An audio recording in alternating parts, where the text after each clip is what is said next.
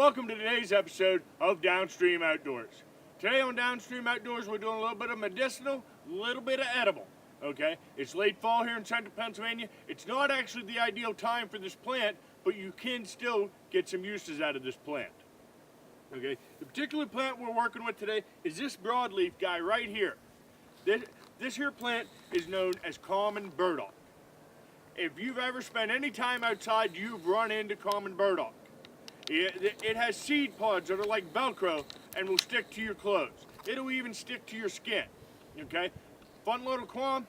It was a seed pod, much like burdock, that was the original inspiration for the true Velcro. The guy, I can't remember his name right now. He was a Swiss gentleman. He thought of this in 1941. Finally got a patent in 1955, and it was based off of a seed pod like burdock. But back to what we're really here about, okay? Let's first talk about edibility. The big thing you're looking for on the Common Burdock is the root, okay? The root is a tuber. It's going to be much like a carrot. You're only going to want to pick these off of the first year burdocks.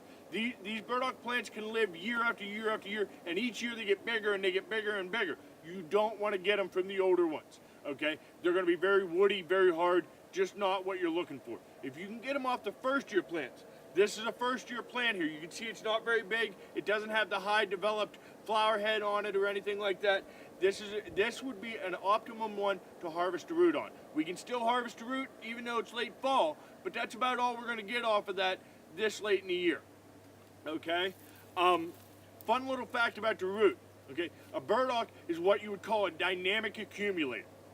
Okay? What a dynamic accumulator is great for is if you have distressed soil that's been overused by either overgrazing, over farming, over gardening, anything like that. Whenever you bring in plants like this that are dynamic accumulators, they have long tap roots, 3, 4, 5 feet long in some of the bigger plants.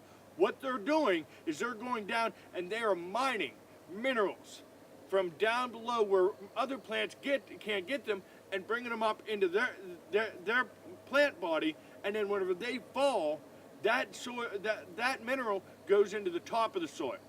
Okay, that's what a dynamic accumulator does, is it brings it up from the bottom and brings it up to the top so that other plants can use it.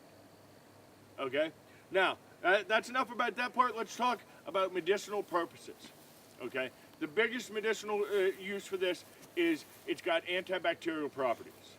Okay, the seeds and the flowers, even the root, the leaves, the stem, everything has the antibacterial properties. The seeds and the flowers are the most prized for their antibacterial properties, and some people actually use them as a bitter tea, which they would be a very bitter tea, to help alleviate sore throats and such. So even though we get annoyed by this plant, every time you got to pull one of their seed pods off your clothes, maybe now, knowing a little bit more about this plant, you can have a little bit of a newfound appreciation for it. Okay, like I said, an edible, a medicinal, and for what it has given society in classic Velcro. And until next time, keep your line wet and out of the trees.